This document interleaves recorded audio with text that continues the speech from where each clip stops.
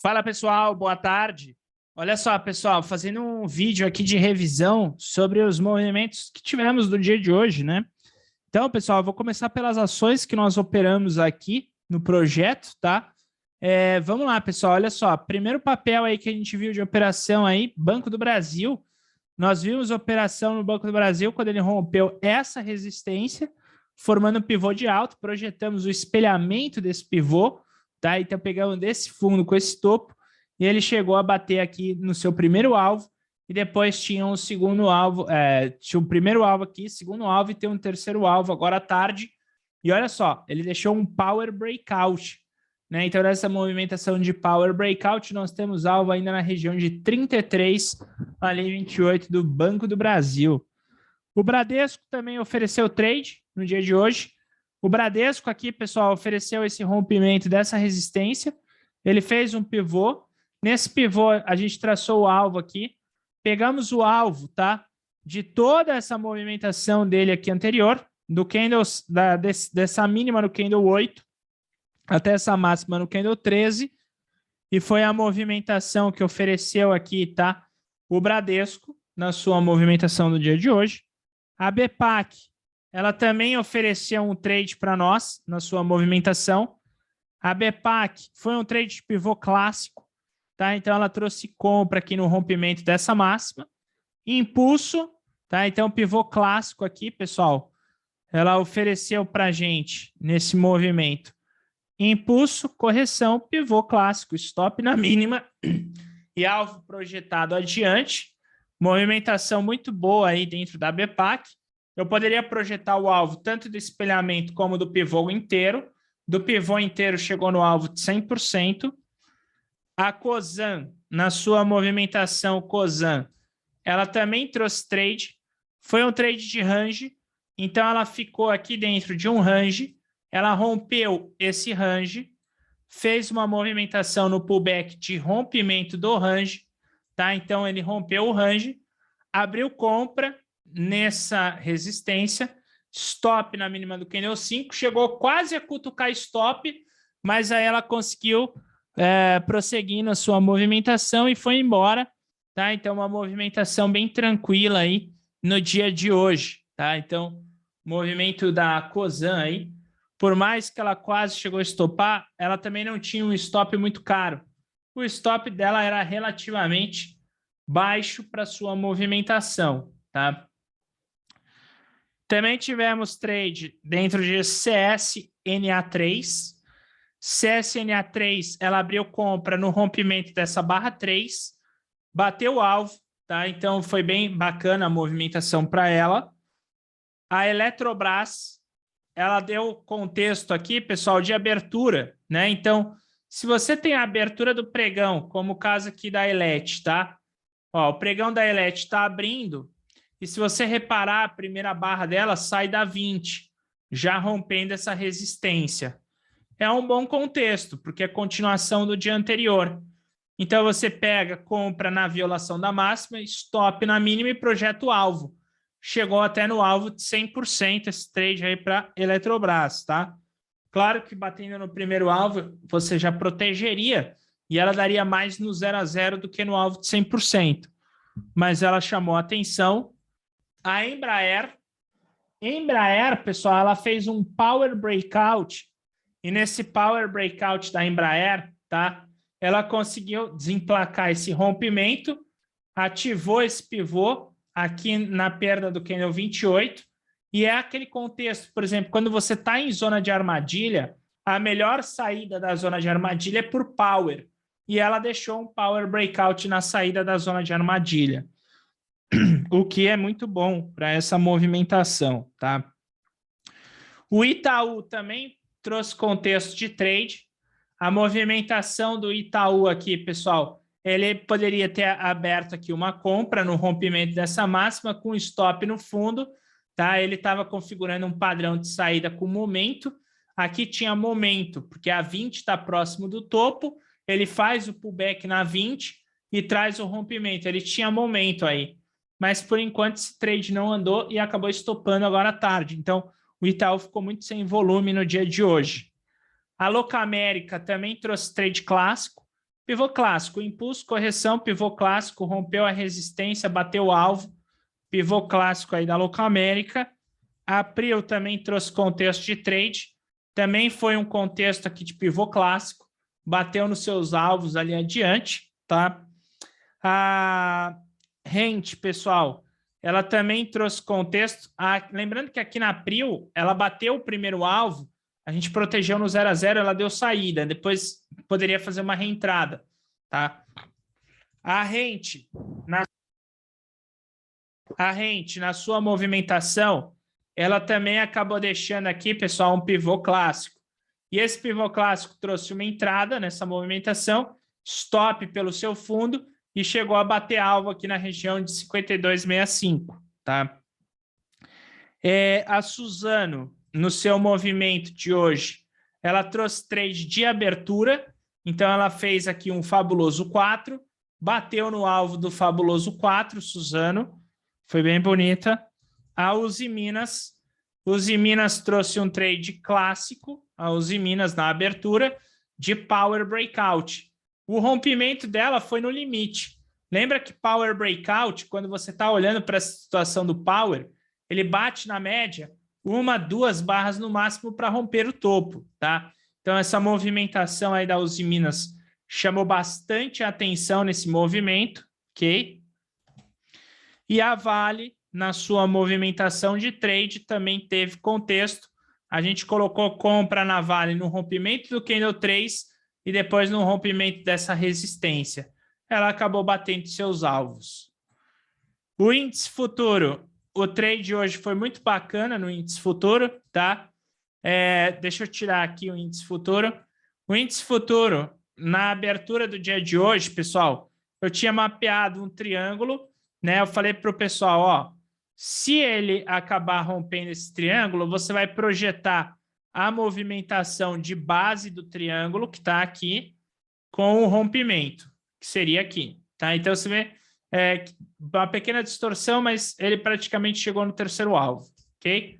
Agora, dessa movimentação do triângulo, pessoal, a gente percebe o seguinte, o índice futuro abriu no dia de hoje, tá? A gente não fez nada. A gente não fez nada no índice aqui porque a gente ficou esperando. A primeira coisa que a gente estava observando aqui do índice futuro, nessa movimentação, pessoal, foi ele abriu, ele corrigiu, e nessa correção ele estava querendo voltar para cima. Então, eu marquei aqui esse topo junto com o pessoal como uma possível trick entry. Ou seja, eu preenchi o gap como se fosse uma barra verde única aqui no gap, tá? E aí, no preenchimento desse gap, eu disse o seguinte, impulso, correção, aqui nessa movimentação pode ser o pivô dentro do pivô e aciona a compra. E aí, o alvo projetado era essa movimentação para cima. Só que nesse movimento, eu tracejei aqui esse fundo. Falei, ó, se ela perder o fundo, você cancela a compra aqui. E a gente fez isso, até que abriu o Ibovespa. O Ibovespa abriu nessa barra verde de ignição. Essa barra verde de ignição me chamou bastante atenção. Por quê? Porque ele tinha a sua média móvel de 9 ascendente, que estava podendo ser aquela tricky entry aqui para cima. Aí a média móvel de 9 virou para baixo, só que olha o que acontece. Ele fez um halt na média móvel de 20, e aí esse halt na média móvel de 20 deu ignição nesse movimento, e essa ignição rompeu essa resistência anterior. E aí o rompimento dessa resistência anterior fez a 9 apontar para cima.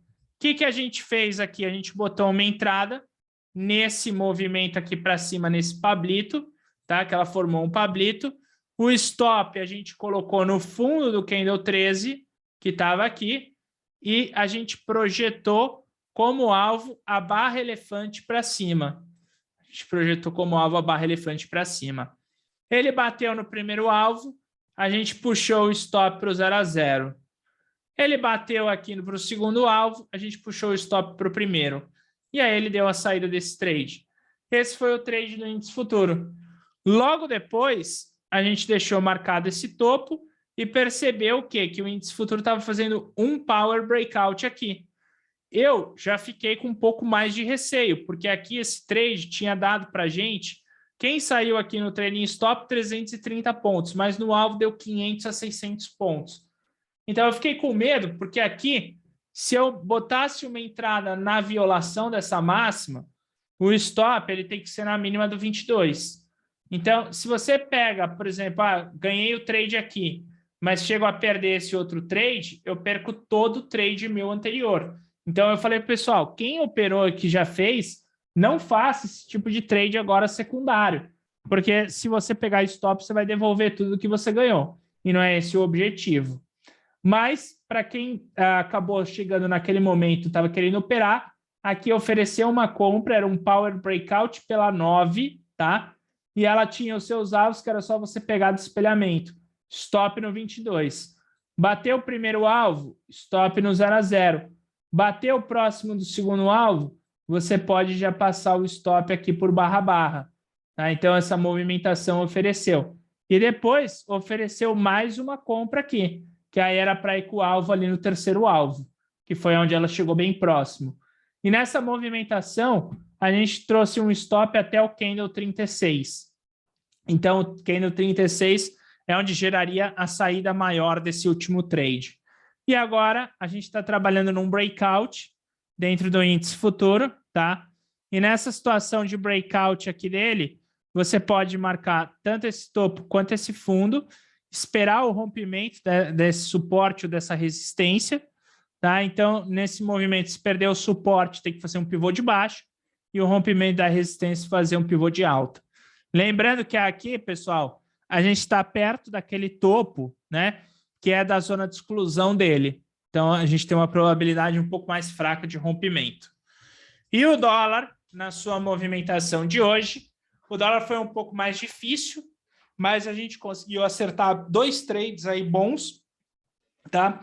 Na sua movimentação do dólar, a abertura dele aqui, pessoal, ela sinalizou uma movimentação em zona de armadilha. E por que eu coloquei zona de armadilha? Porque zona de armadilha do ativo é toda vez que você tem o papel localizado entre essa resistência e localizado entre o último suporte de fechamento. E, além disso, você tem a 220. Então, aqui dentro, a gente colocou ele como zona de armadilha. Então, teve gente que acabou comprando o Candle 2. A gente não colocou compra no Candle 2. Aonde a gente colocou trade no índice? Quando deu 10 horas da manhã, o índice Bovespa deu um disparo para cima e aí a gente visualizou que o dólar aqui ele estava dando contexto para fazer uma volta em V da movimentação de alta. Então, a gente pegou aqui, traçou o FIBO, tá? Dessa máxima aqui, desse candle até essa mínima e traçamos ele aqui para baixo. Ele bateu ali no primeiro alvo, ou próximo do seu primeiro alvo, você já faz o stop no 0 a 0. Então, foi um trade que quem trabalhou com um contrato ficou no 0 a 0, mas quem trabalhou mais pesado pode ter feito parcial no primeiro alvo e a saída restante no 0 a 0. E aí depois, dentro dessa movimentação, a gente viu ele perdendo o suporte da zona de armadilha, que era esse suporte aqui. A gente marcou essa mínima aqui do dólar, tá? E aí ele veio com um rompimento nessa mínima aqui no candle 36. Por que que a gente vendeu no 36 e não o 35?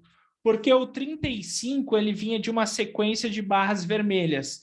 Eu já tinha uma barra vermelha, 2, 3, 4, 5 barras e essa era a sexta. Então eu falei para o pessoal, olha, espera fazer uma barra verde e aí você vende na sequência, porque por cor invertida ele dá momento. Então poderia estar vendendo a perda do candle 35 ali. O alvo a gente projetou desse pullback para baixo, tá? Então a gente pegou esse alvo aqui projetado para baixo, tá? E o stop, a gente colocou o stop aqui na máxima do candle 33 inicialmente. Foi onde eu coloquei o stop junto com o pessoal. Quando ele bateu no primeiro alvo dessa movimentação, a gente trouxe o stop para o 0 a 0. Teve gente que acabou saindo aqui nesse barra-barra dessa movimentação anterior, mas dava para ter feito esse tipo de contexto. Ele só bateu o primeiro alvo, não deu para bater 2 alvos. E agora, pessoal, pela movimentação dele, ó, ele acabou deixando reversão até a 200, que praticamente já foi colocada aí, tá? Então, movimentação do dólar agora numa zona de armadilha. E no Nasdaq Futuro, a movimentação de trade que a gente fez hoje para o Nasdaq, tá? Foi na abertura uma venda, a gente colocou ali no Nasdaq, pelo gráfico de 2 minutos. Então, o gráfico de 2 minutos. Primeiro eu estava esperando por compra, se ele conseguisse. Mas aí ele rompeu o suporte. Stop estava caro, não vendi. Deixou esse gift aqui, coloquei a venda no gift, stop no gift. Ele foi para baixo aqui. Você pode projetar a distância desse movimento, tá? E aí ele deu alvo parcial aqui já para baixo no seu terceiro candle aproximadamente. Tá? Foi a movimentação que a gente fez de trade no Nasdaq. Depois o pessoal perguntou de mais trades, eu até vi aqui uma volta em V para o Nasdaq. Essa volta em V ela não deu sucesso e a gente viu até uma movimentação de baixo também com pouco sucesso aí dentro do Nasdaq. O S&P também trouxe uma volta em V na sua movimentação de alta ali. Ele chegou até a bater um alvo para cima, que foi aqui, ó, nesse rompimento das 9. Ele chegou até a bater um alvo para cima e depois voltou. Ele daria uma saída só de primeiro alvo e não saída ali no alvo de 100%. Então, esses foram os trades aí no dia de hoje, na segunda-feira, dia 27 de junho. Vou deixar esse vídeo gravado aí para vocês estudarem aí também, tá, pessoal? Valeu, grande abraço e até!